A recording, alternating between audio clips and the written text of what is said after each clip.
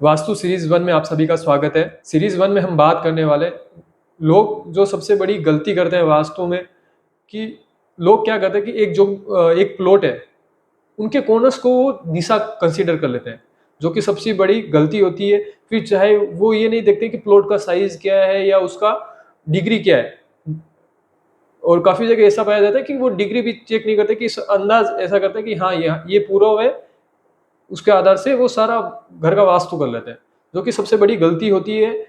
आप चाहे फिर अगर जैसे थोड़ा भी डिग्री का मतलब, मैं कहना चाहूँ कि अगर 20 डिग्री या 22 डिग्री भी अगर टिल्ट है, तो वो पूरा वास्तु चेंज हो जाता है घर का।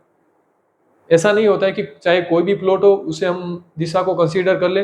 दिशा मैं क्या बोलना चाहता हूँ, जैसे कि north east, south west, north west, plot के जो कॉर्नर होते हैं वो उन कॉर्नर को ये दिशा कंसीडर कर लेते हैं।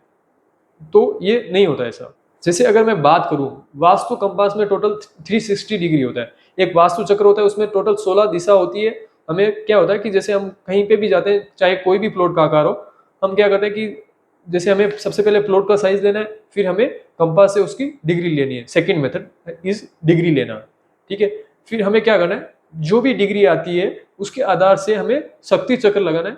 वास्तु में जैसे 16 दिशा होती है, 16 जोन होते हैं, और उसमें मैं सबसे पहले बात करूं 4 दिशा, तो नॉर्थ, ईस्ट, साउथ और वेस्ट, जो कि हर एक दिशा 90 डिग्री की होती है।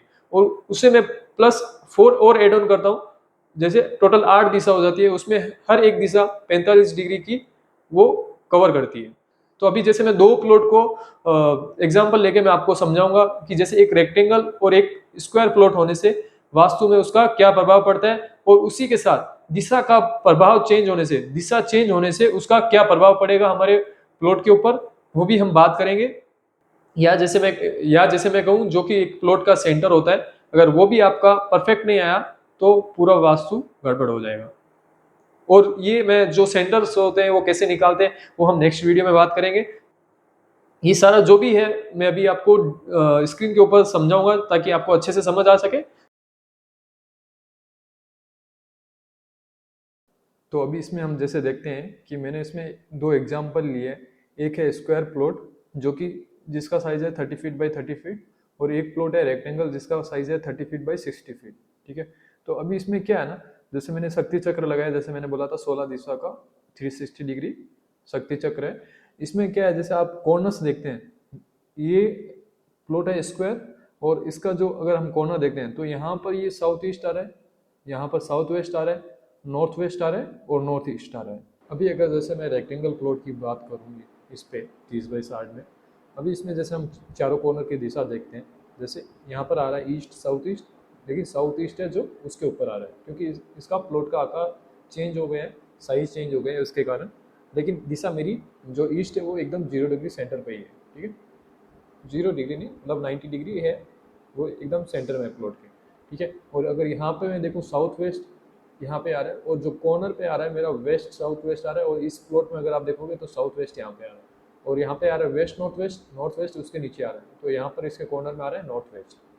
तो यही डिफरेंस होता है कि मतलब अलग अलग साइज का प्लॉट रहेगा, और डिग्री के ऊपर भी डिपेंड करता है।